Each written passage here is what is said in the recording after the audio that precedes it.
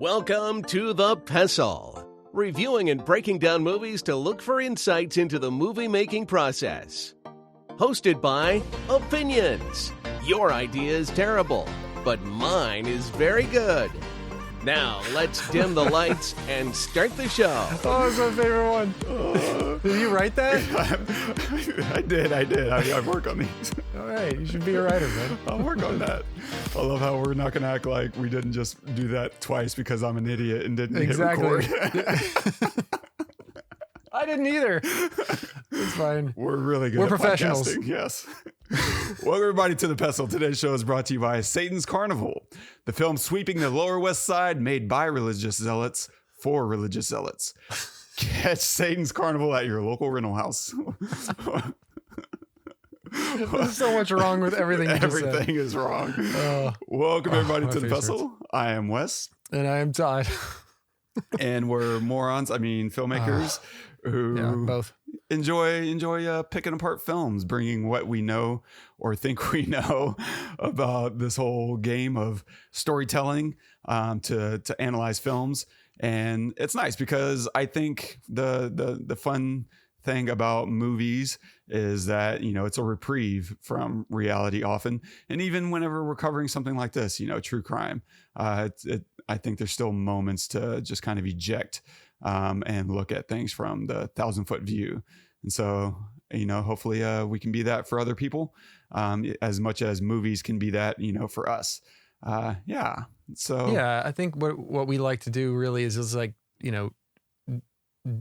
kind of deconstruct people's thinking, right? Because really all a movie is a series of decisions, right? And so a decision of a camera angle or a lighting or, the actor's decision on what to do in the scene or director's decision on, on what blocking is going to look like, or like editor's decision on what, cut. So, and it's so funny because all of those add up in every single way. It's a series of tens of thousands of tiny decisions that add up to a feeling. Right? And that's what we're trying to get at is just, okay, why was that decision made? And we say it all the time in the podcast. We don't like to tear movies apart. In fact, I think we go out of our way more than most to not do that because I think we understand, and I think most of our listeners understand the difficulty of making a film, of making a good film, and how really hard that is. It's not just a person in their room 9 times out of 10, 9.999 times out of 10. It's not just a person in their room making all the decisions themselves. It's hundreds, maybe even thousands of people. And so it's incredible that actually can come through and give you a feeling, It's impressive. Yeah. It's impressive. Yeah. It deserves conversation and this podcast. Nicely said, man. Hell yeah. Nothing to add. What are we going to cover today? Yeah. Today we are covering Bong Joon Ho's Memories of Murder. So if you haven't seen it, please pause this episode and go watch it. It's streaming on Hulu right now. Yes, we'll cover a few things. We'll look at some of the cinematography. We'll look at the wonder of the crime scene towards the beginning. We'll also look at the first frame and last frame and see if that tells us any interesting story, as well as looking at some of the story and writing, themes of misconduct. We'll also discuss true crime, the utility versus entertainment aspect of true crime stories, and other such stuff and things and stuff. And a quick synopsis. In a small Korean province in 1986, 2 detectives struggle with the case of multiple young women being found raped and murdered by an unknown culprit. It's directed by Bong Joon Ho, screenplay by Bong Joon Ho and Shim. It's based on the play by Kwang-rim Kim, cinematography by Hyung Koo Kim, starring Kang-ho as Detective Park, Kim Sang-kyung as Detective Seo, Park Hae-il as Park Hyeon-gyu, and No-shik Park as Kwang-ho. Holy shit, bro. I don't know. It's the harder the names are, the better. Just like, where was I just now? The better I do.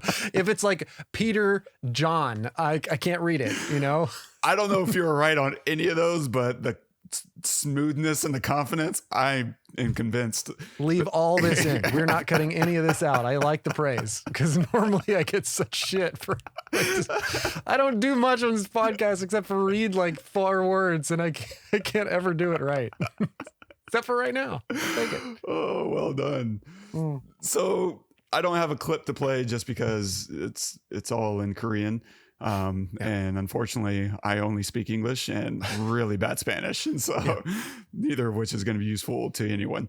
And so what I guess, for one, I definitely want to hear about, your experience watching this because it is, a brutal story. And it's taking place in a different country, and it's a period piece. So there's just all kinds of things that are happening from our perspective as Americans watching this 20 years after it was made. And so like there's just all kinds of things, especially when you consider that this killer was recently found. And so a lot to discuss. Dive in, man. Yeah. So I watched this knowing nothing about it, and I didn't even know it was based on a true story, or that the killer was found. What was he? He was found in 08, 018, or in 18, like 2018. 2018. Okay, like 4 freaking years ago. Unreal. And he admitted to even more murders than what are in this film. So, I watched it not knowing much about it, but I instantly like thought I was in the 80s. I had zero idea when this film was made. Zero idea. Wow. I didn't know it was made in 2003.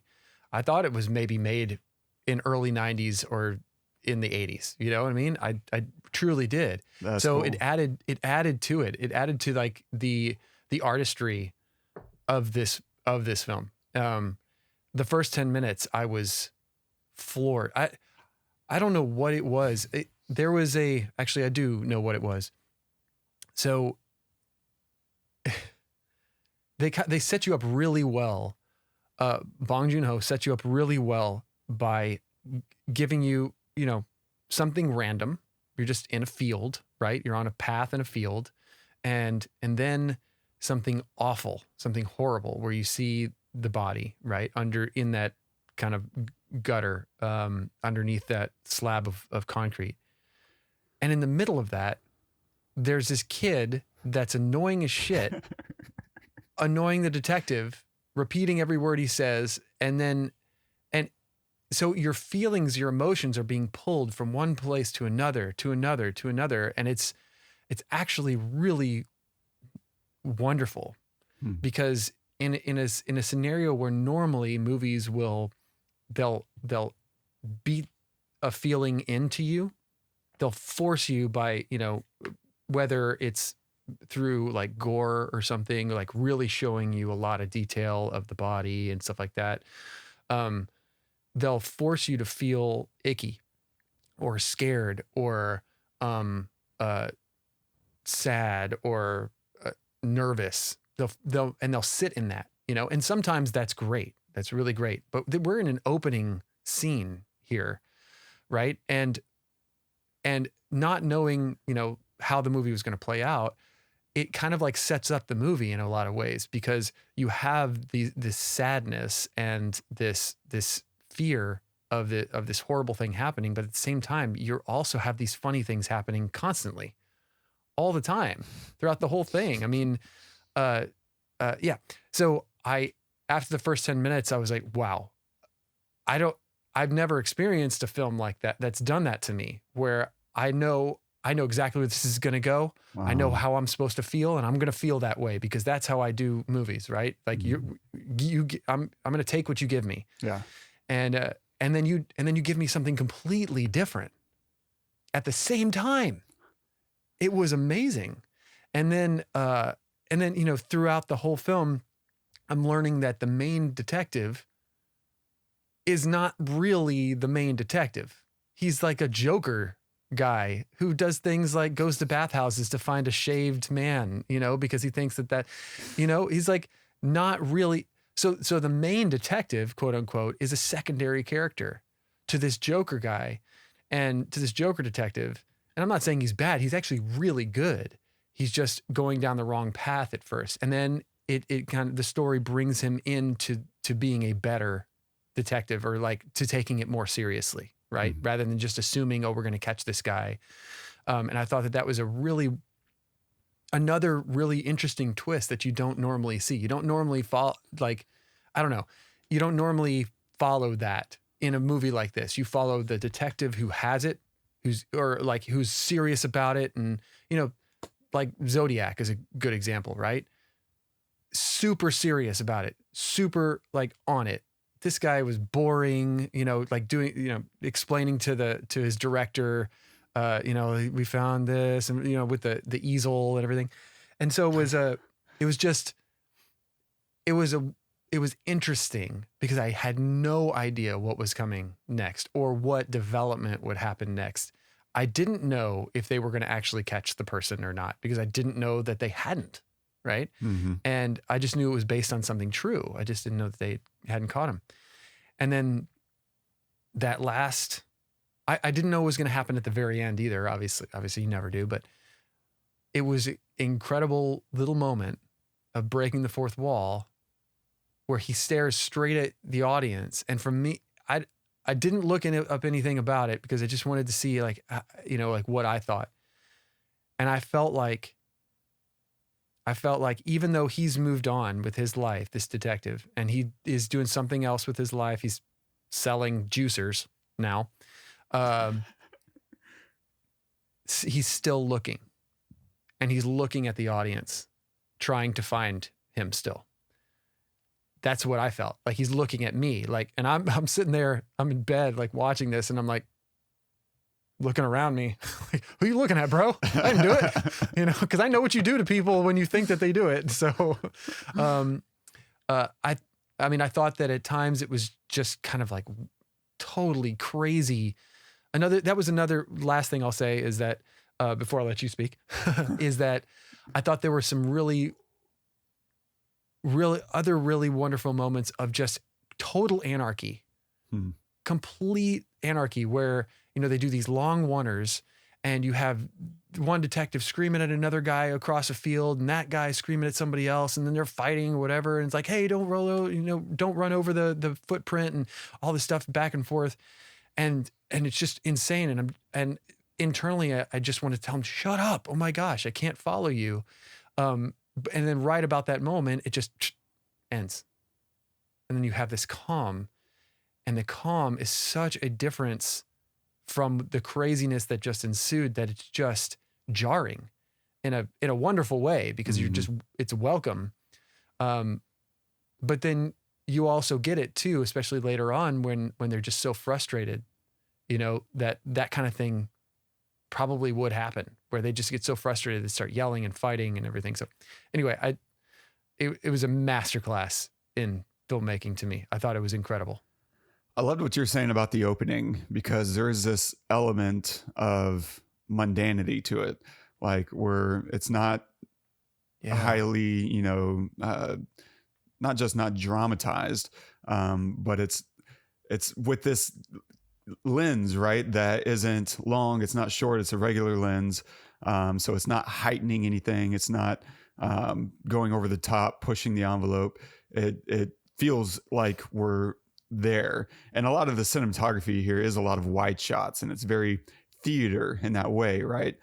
These dolly moves and steady cams, whatever, all that stuff. But generally, we stay in a lot of these wides, and it's immersive. It gives us a really strong sense of embodiment. Like we're there with him. We're there watching, because we can get such a good view of everything.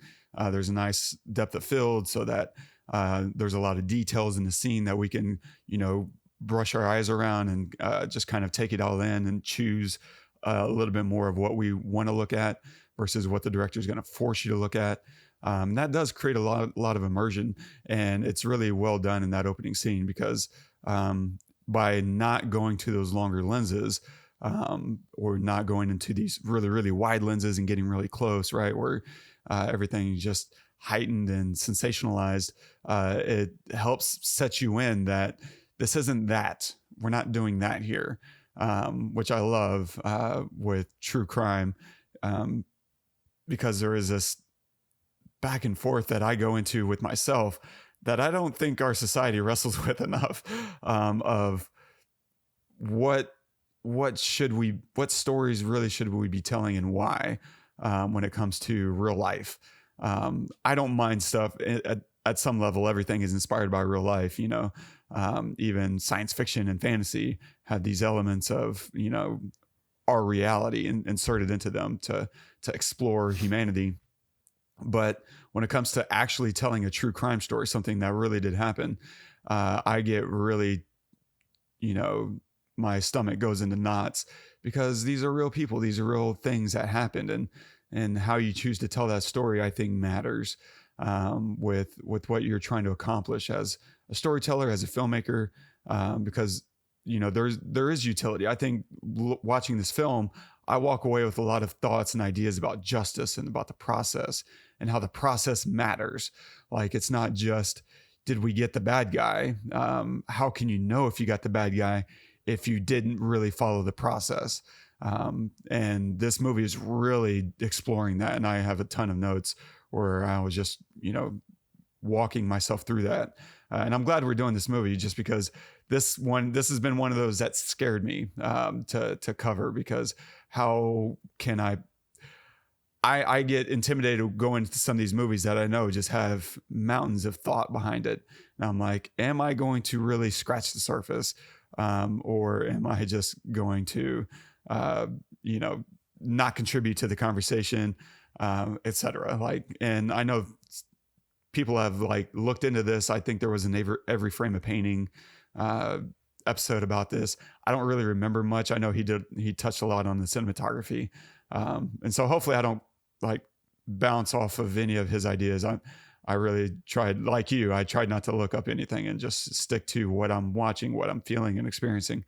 But it just seemed like there is a utility to going over this and looking at these horrific crimes versus and there's so much true crime out right now. There are so many people podcasting and, making limited series.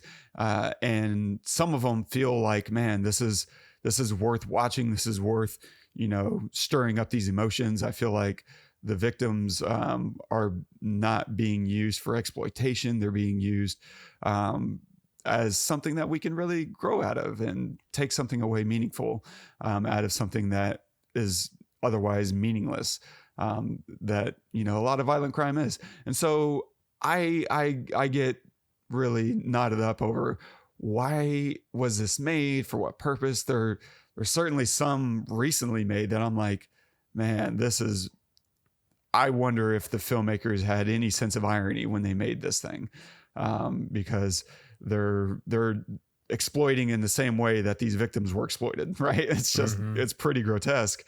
And so I wrestle with that, and I hope everyone else wrestles with that as well. And I'm not shaming anyone for consuming that stuff. It's out there, it's created, and you can't really know unless you do consume it, right? It's right. Yeah, exactly. It's part of the game. It's fine.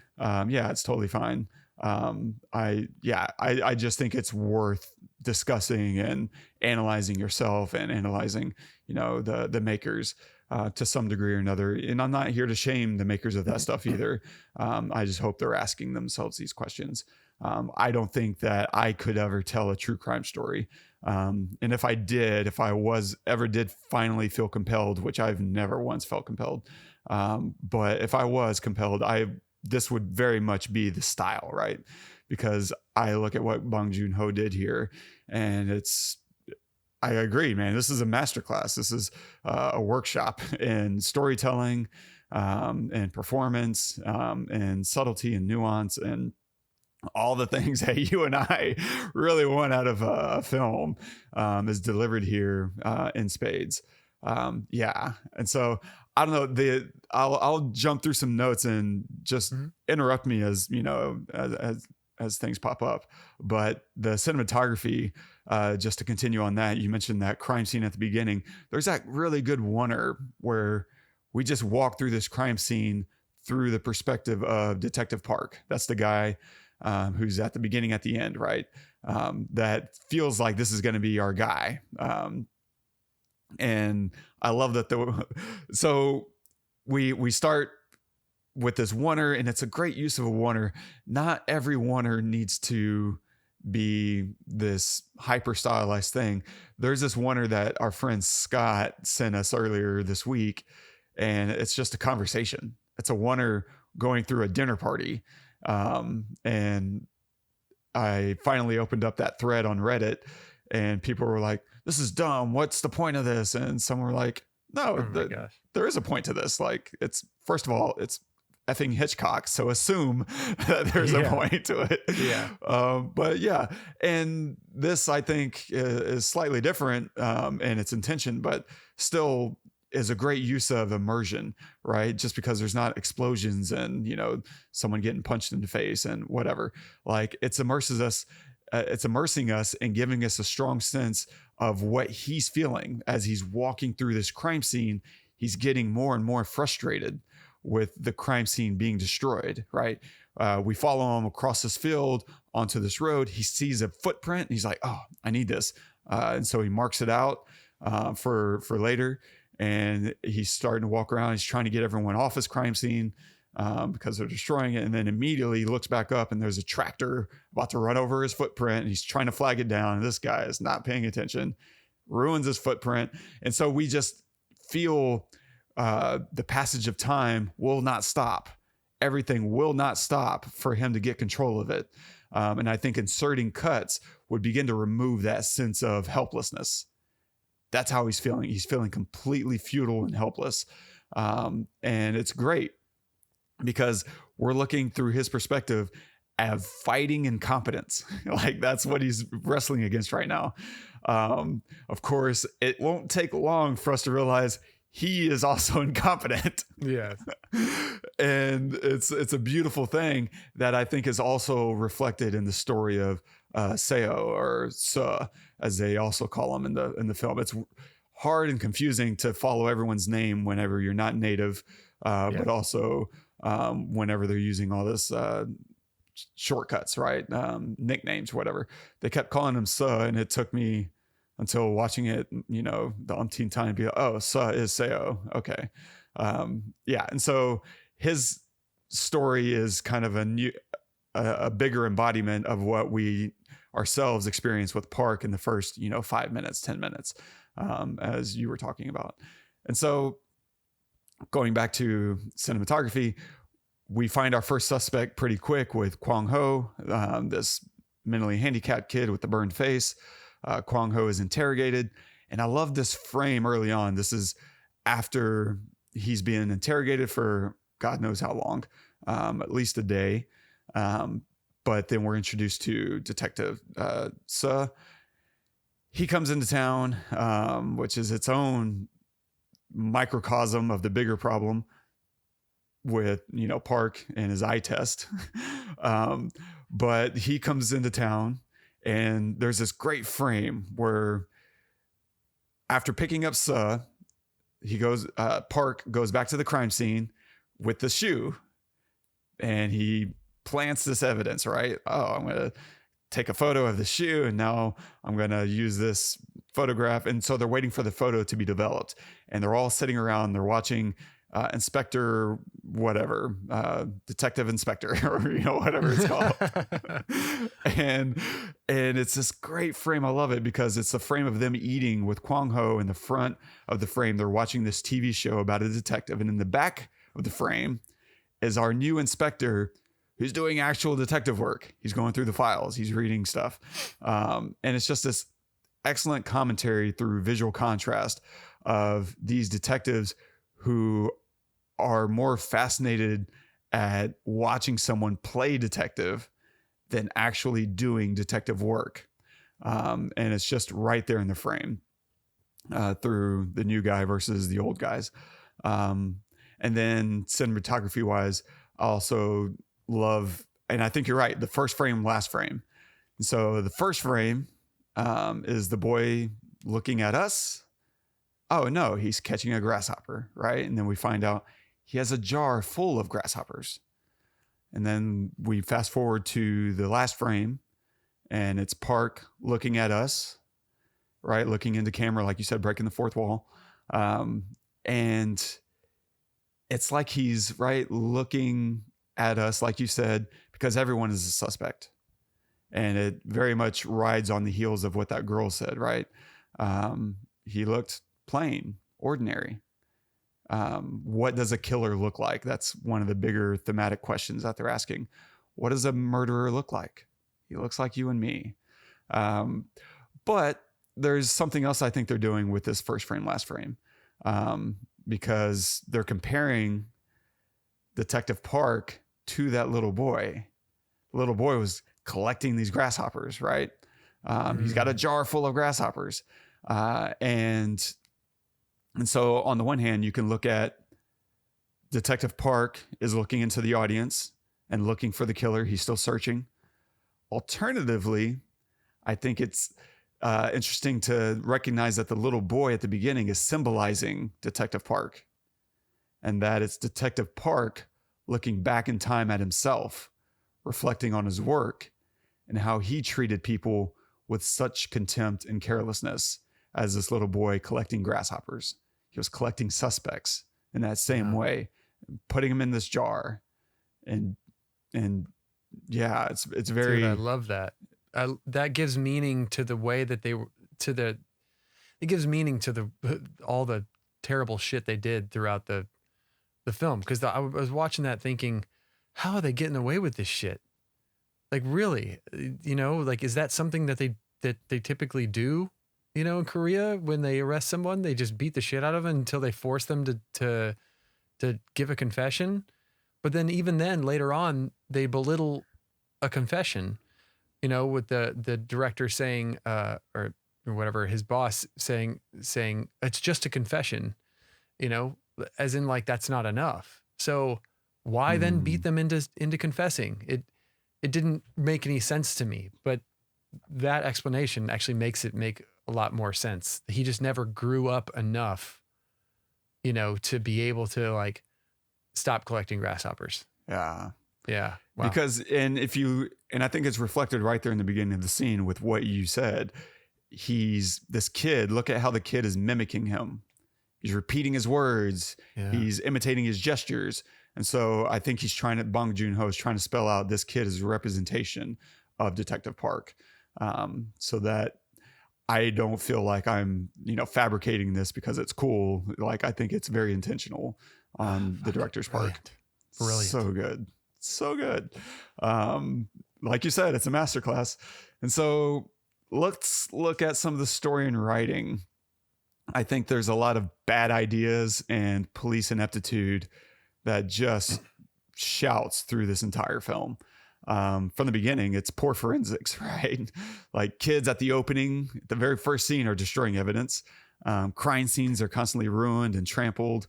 And then, so that's right off the bat, ineptitude kind of stuff. Inability to control your crime scene. That's their job. And then you have Detective Park with the eye test, right? And the whole idea of the eye test is this old school detective thing of gut instinct, right? I just know it. I know it in my gut, which is of course bullshit.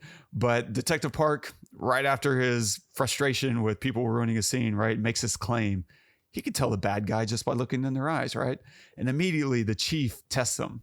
Mm-hmm. He's like, and I love that we don't get the answer to this little test. Can he spot the difference between the rapist and the brother that turned him in? And we just sit there. We study those two guys for a minute. And I love that we don't get that answer, because letting him guess wouldn't have revealed anything, because it's simply not possible. And it's not a good way to achieve justice, is by looking at someone in the eyes and determining if they're guilty. What? Right?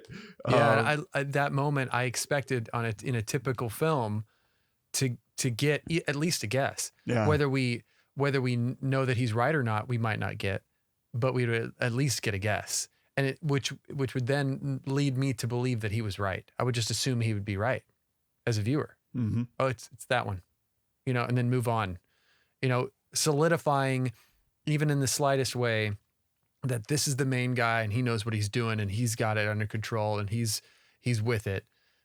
but no, we don't even get that. He doesn't give us that. It's great. It's so good. Yeah. I love it. Same thing happened. And what's great is they come back to it.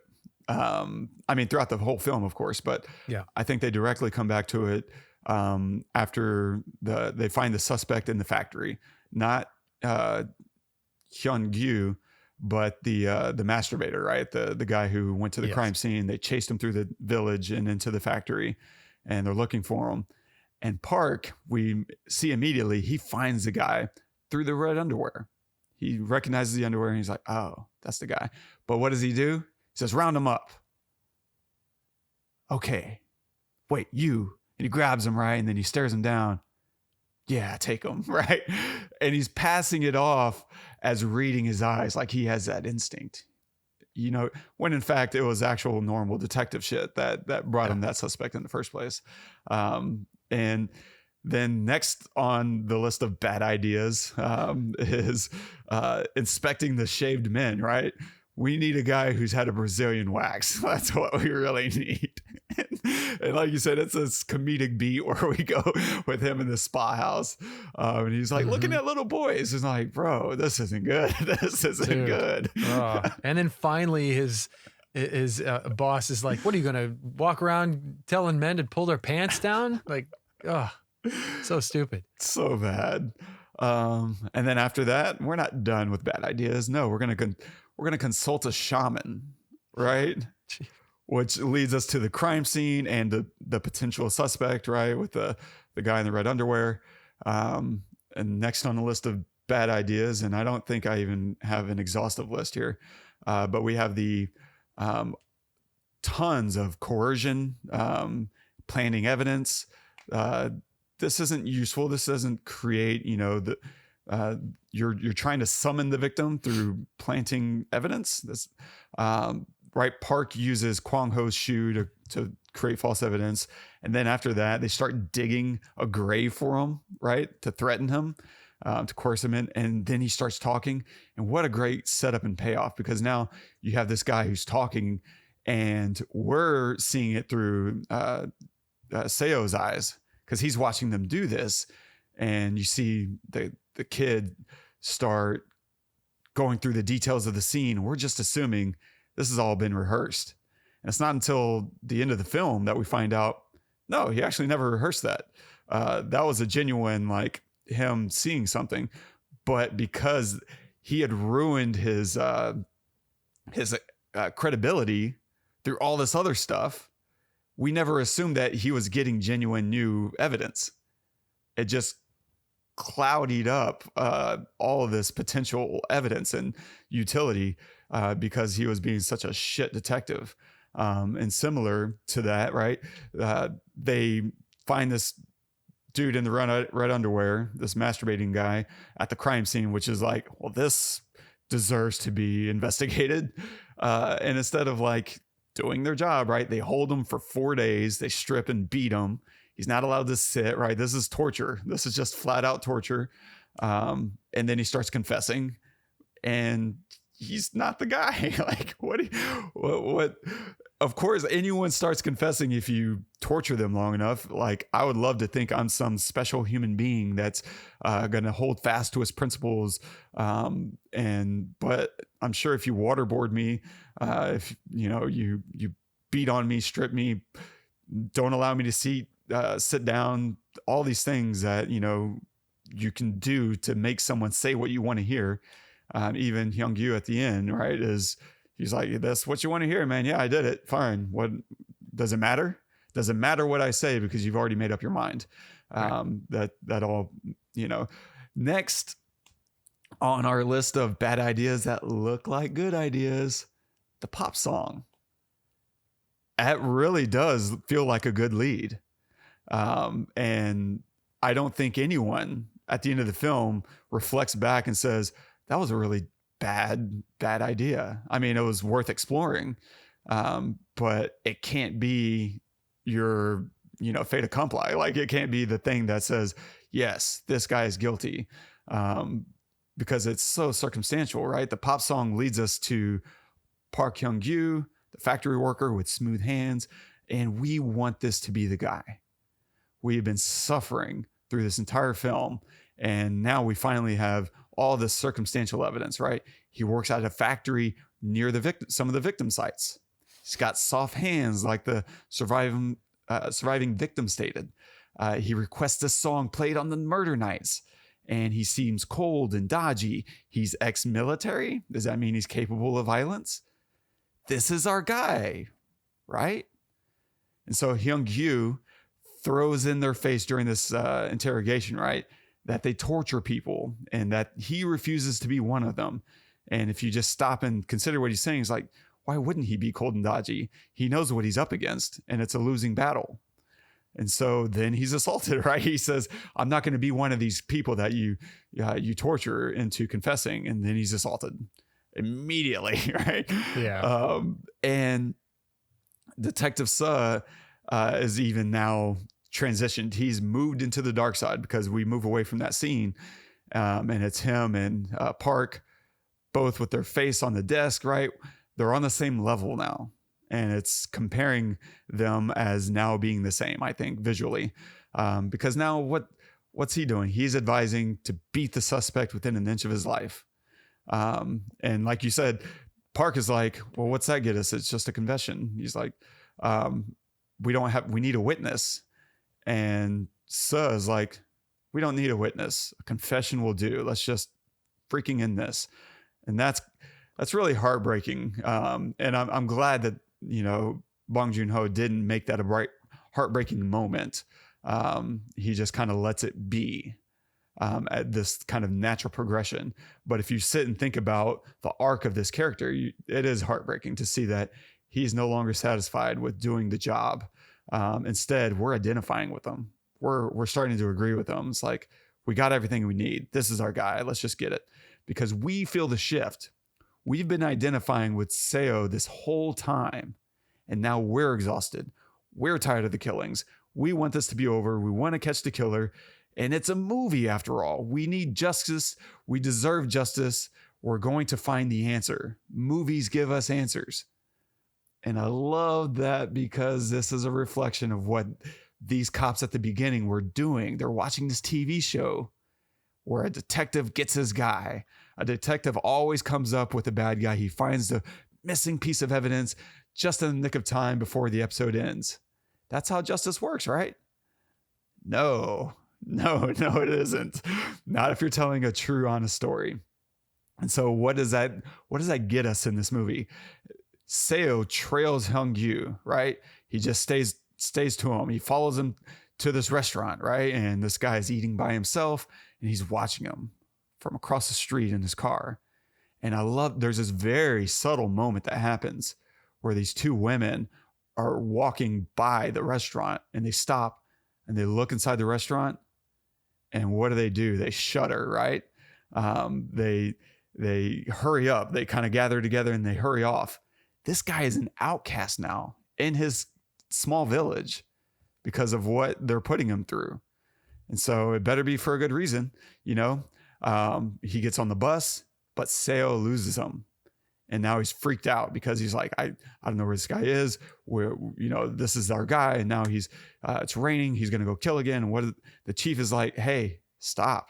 Wait for the evidence. This guy's day is going to come. We're waiting for the evidence. Oh, man. And it's raining. He's going to kill again. The girl gets killed, right? And it's the same one that he met, earlier in the film. That one was heartbreaking. That was rough. With the Band-Aid? With the Band-Aid. And this is the only victim we really see. I mean, I guess we don't see her get killed. We see one girl early on, which is a great, great moment of the terror that this woman is going through, right? The singing and the whistling. The guy pops his head up out of the field in the background. And now we're seeing this other girl who's going through the beats of everything that happens to these women. She's being choked. She's been stripped. Now she's having her panties put over her face, and you're helpless. We never see the killer. And I love this movie for this kind of moment because it's not glamorizing serial killers, right? We never once identify with the serial killer. We identify with the victims. We identify with the cops trying to look for the victims, killer, and it's really just tastefully done, I think is the best way to put it. And so he comes up on this crime scene of this girl that he met, and he sees them pull off the Band-Aid that he put on her. And now he's frustrated. He's seeing all these people around, and now he covers her up, right? His empathy, his humanity is overriding his job. He's starting to do the same things Park was doing. He's destroying evidence. He's tampering out of compassion. And now that same level of compassion is going to compel him to do something, take action. I fucking hate when people say this kind of stuff. Seo pulls out Hyun-gyu, beats him into a confession, right? Takes him to the train tracks, starts wailing on him, pulls a gun on him. He's about to kill him, right? And it's so powerful because it's what we believe too. We think this is the guy, and the evidence didn't come in fast enough. And we're just wanting this to be over. Evidence comes up right then and there and shows that he's not the killer. And this is the most telling part of the whole film. Seo doesn't believe the evidence. He believes his gut. And now Park is trying his best to like separate him, save his life. And then it's this terrifying moment where Park grabs the guy, says, "Look me in the eyes." Right. And we know what he's doing. He's been doing it this whole film. He's trying to figure out this is the killer just by looking in the eyes. And what does he say? He says, "Fuck, I don't know. Do you get up each morning too? Are you a human being? Are you like everyone else? Could the killer be like me?" That's the question he's asking. And we now can see the importance of evidence over our instincts. There are no shamans or psychics that can see into the heart of a man. Process is more important than instinct. There's this moment, if we rewind probably 15 minutes, where they're looking for Kwang-ho, and they discover that he was a witness. He wasn't the killer, but he saw the killer.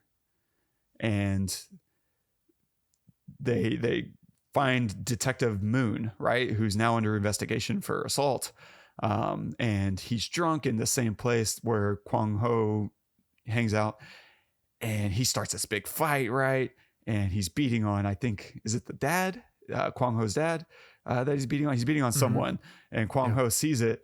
And he comes in and he fucking nails him. Sorry. Yeah. But he nails him with this board, not realizing that there's this nail in the board, right? And he stabs Detective Moon in the leg with this rusty nail. And of course, it festers, turns into an infection, and Moon loses his leg. And I think that's so symbolic because it's the same leg he used to assault suspects with, right? He'd put that little booty over his shoe and just kick the ever-living hell out of people. Kwang-ho, that other suspect, Hyeon-gyu, now his dad, like this is the same leg of injustice. And it's the one that's also going to be amputated. And I think it's symbolizing, right, that those practices need to be truncated or it's going to kill the body. It's going to prevent you from having the justice that you want. And ultimately, it's going to ruin the rule of law, right? Because a nation of laws needs to respect the process to achieve justice. It can't just be do something. It can't just be anything, whatever it takes, because there's a process. If you want to actually accomplish your goal of getting the right thing done, you need to follow the process. If you just want something done, you're just going to get a result. I guarantee it's not going to be the result that you want. And so do something can't just be do anything. It needs to be what's the thing that we'll have that's going to get us the killer, right? What's the thing that's going to get us the outcome that we actually want? And it's interesting watching this film because even though it's in Korea, you can't help but feel like, man, there's a lot to learn from this locally as well. Because I also wonder how much of our media these cops are consuming, right? They may have been watching some Korean show, but I mean, we invented TV shows to some degree or another, even if we necessarily haven't perfected them. I love that arc of Detective Seo and his slow fall from grace through the agony of, just feeling lost and incapable of stopping terrible, terrible things from happening. We all feel that at some point or another. And at the end of the day, you need to follow the process. It's there for a reason. It's there to help you, even as a detective, it's there to help him. Because if his goal is to stop killings, then it's going to help him to follow the process so that he stops killings. He doesn't just put something in jail and now you feel better and you can sleep at night because you caught someone. This whole movie is just a really fascinating deconstruction of that concept of following your gut instinct versus, achieving a just outcome. Yeah. And it's so funny that, it's the other thing that makes it so brilliant is the research that I did afterwards was a man was sent to prison for life for one of these killings that he didn't do. What? Yes. So, and I guess it was, 20 years ago. This guy, I just looked it up. Yoon Sung Yao was admitted to one of these murders and to one of these, like many, and he filed for an appeal. It was denied. He served 19 and a half years until 2019 when Lee, who's the main guy who they finally caught, admitted to that one and 14 others and 30 plus sex crimes. And then finally, so this Yoon Sung Yao was finally released and acquitted and of all charges.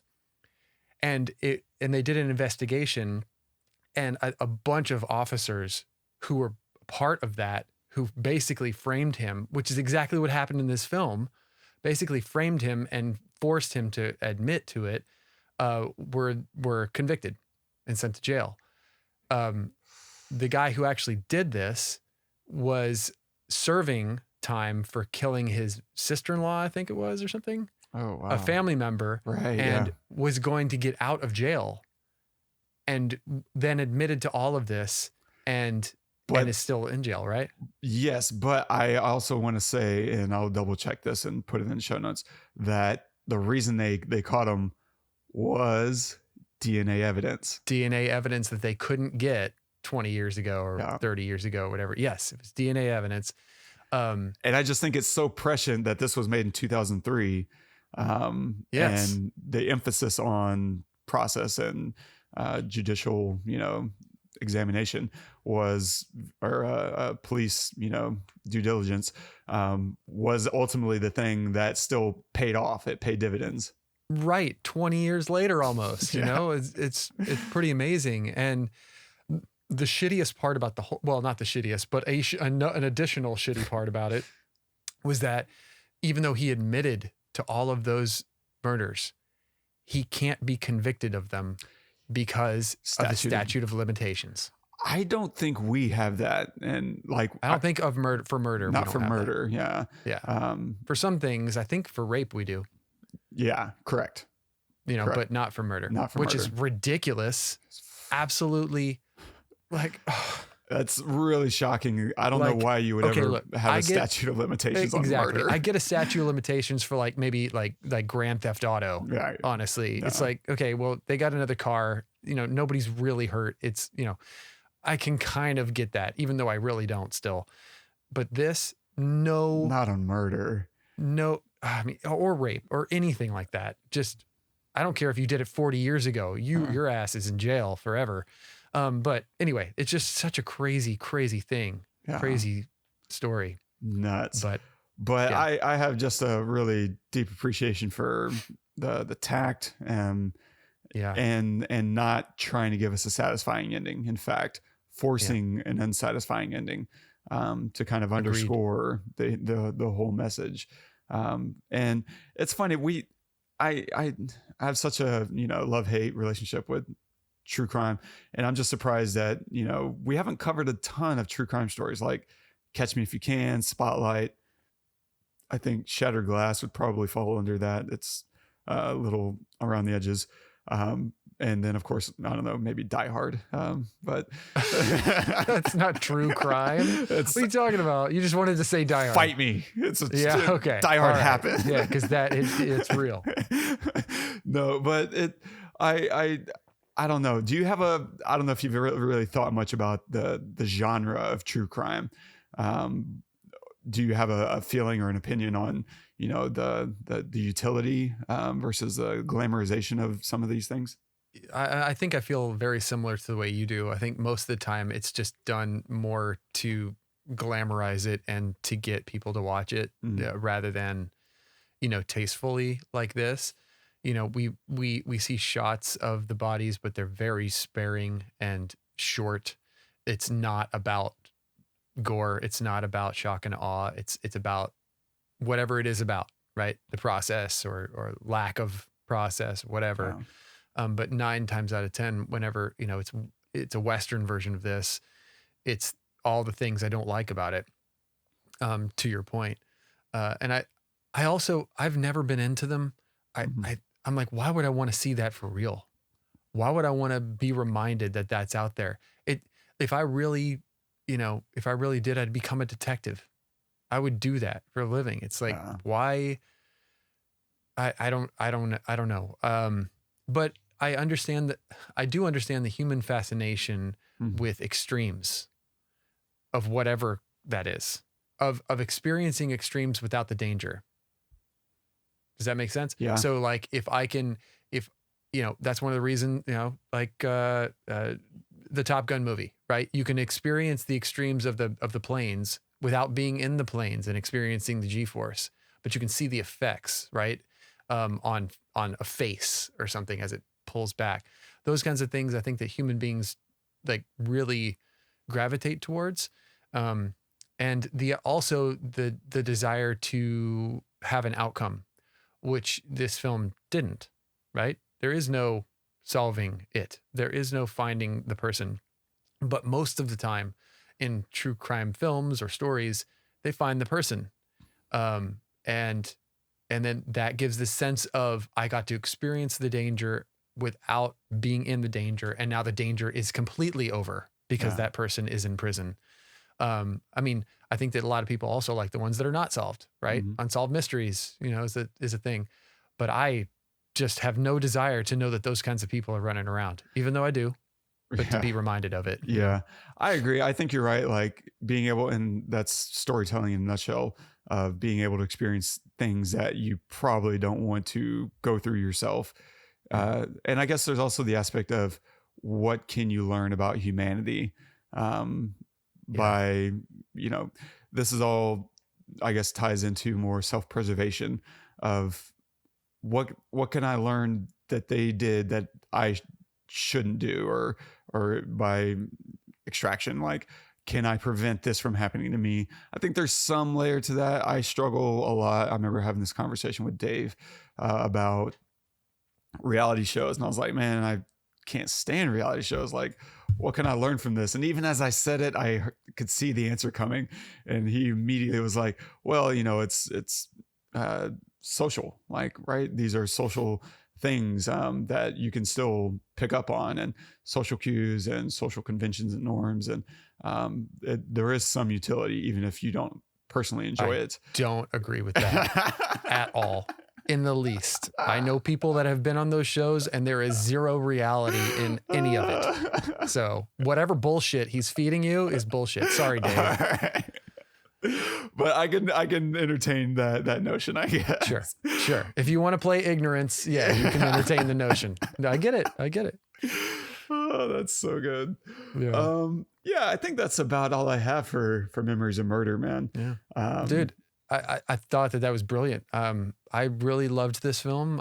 I'm glad that you picked it to do, because I had never heard of it before. And it is very interesting. I don't have a desire to watch these things a lot, but when I do, seeing something done in a way like this, where it's just brilliantly done in every way, is wonderful.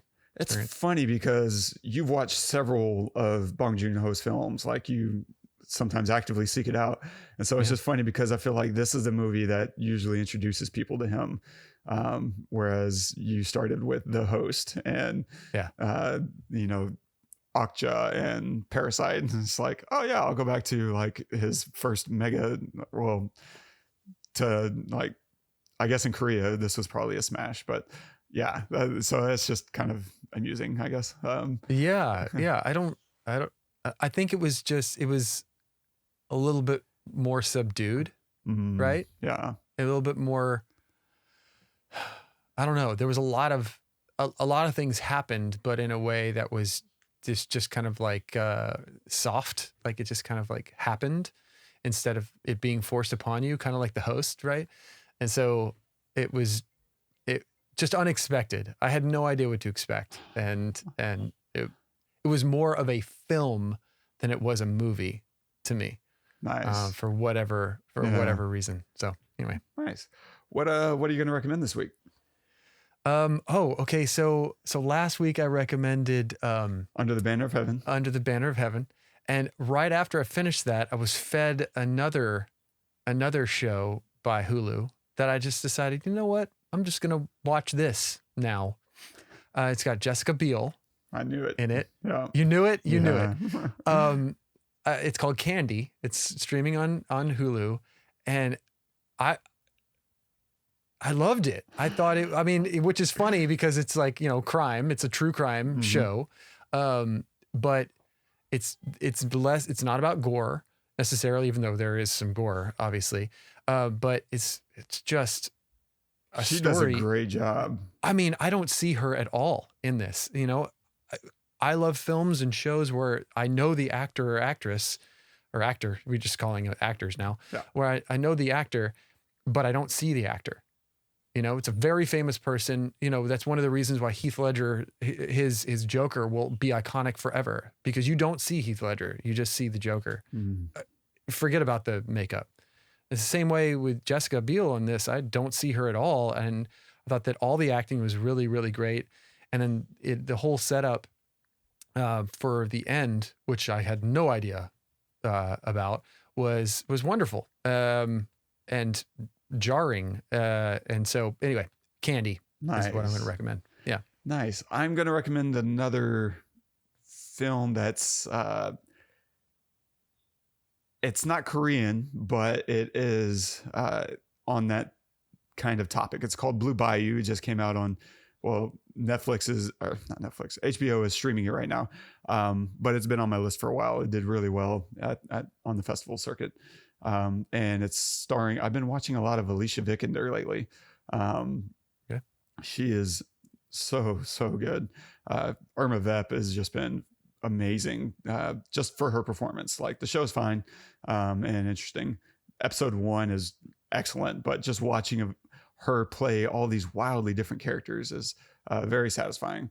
And so she's in it. It's written and directed by the lead actor, Justin Chon. And I just loved it. It thrives in this naturalistic language, both performance and cinematography style. And I'm really impressed. I'm starting to study this cinematographer, Matthew Chuang, who also shot You Will Not Be Alone. I think I recommended that a while back. Yeah, You Won't Be Alone. And it's just funny because I watched that and I was like, yes, this is very much how I like to shoot. And I would say it's like 90% of my style. And then watching Blue Bayou, I was watching it and I was like, man, this is probably 85% of my style. This is, and so just watching it, I had to pause a few times to go and write and make notes, edit my script, and then resume. And then I got to the end of the film and I looked up who shot it, and it was the same guy as You Won't Be. I was like, oh, well, God, yes, perfect. But it's a really strong movie. It takes maybe 5 to 10 minutes before you start sinking into its style. And it's heart-wrenching, it's beautiful, and just excellent, just absolutely fantastic. And so Blue Bayou, I won't tell you necessarily what it's about. I think it's more fun to just kind of let it go where it wants to go. But I will say it's about a guy who was born in Korea, but he's American. And it's his story of, it's just interesting, hearing this, whatever Creole accent, Cajun accent coming out of this guy, who's clearly American, and you see how the people around him react to him. And yeah, there's a lot you can take away from that. And I think that movie asks people to take a lot away from it, from that experience. It's got a very strong message, and even if you don't care about the message, it's still just a really good watch. So watch it for 1,000 reasons. Watch it for that. Watch it for Alicia Vikander. Watch it for the cinematography. Worth it. I love it. Nice. So Flippin' Flapper the Dolphin. Stay tuned for next week. We are covering the new Pixar film Lightyear. And so we'll see what that's all about. And if you're enjoying the show, don't forget to drop us a review, subscribe, wherever you listen to us, on Apple Podcast or wherever else. And if you want to drop us a note, you can do that too. Big shout out to Seth from Oregon for sending a very cool email. We got a good laugh and appreciation from your last comment about Todd should score something. We think you're right. Yes, we do. Nicely done, sir. So appreciate that, Seth. And if you want to comment on this episode in particular, you can do that at thepestlepodcast.com/memories of murder. And our quote of the day is from J. Edgar Hoover. What's important at this time is to re-clarify the difference between hero and villain. Ooh.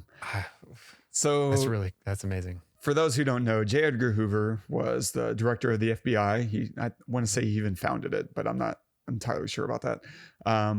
If not, he certainly brought it to prominence, and he created forensic methods for criminal investigations that are still practiced today, and globally. And he's, is a big influence. And it's just interesting to hear him say something like this, right? We need to re-clarify the difference between hero and villain. And if you factor in all the absolute crazy bullshit that he did during his time as an FBI director, things like bugging MLK and Malcolm X and lying about it.